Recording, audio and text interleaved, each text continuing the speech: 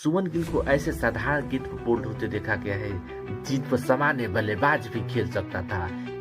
इसी वजह से कुछ लोग सवाल उठाते हैं कि उन्हें नेक्स्ट विराट कोहली क्यों कहा जा रहा है, और कुछ लोग का मानना है कि असली प्रिंस तो यशस्वी जायसवाल है। नंबर 1, जब एशिया कप का मैच होता है तो हारिस राव सुमन गिल को बोल्ड कर देते हैं। देखने की बात यह है कि यही वो गेंदबाज था जिस पर विराट कोहली ने 6 मारकर मैच पलट दिया था। नंबर 2, काइल जेमिसन की एक साधारण सी गेंद, स्पीड 125 किलोमीटर की रफ्तार, और सुमन गिल बोल्ड हो जाते हैं। गेंद ज्यादा स्विंग भी नहीं हो रही थी, फिर भी सुमन गिल बोल्ड हो जाते हैं और इंडिया इस मैच को हार जाती है। WTC फाइनल 2023 में जब रोहित शर्मा आउट होते हैं, उस स्थिति में पिच पर सुमन गिल आते हैं।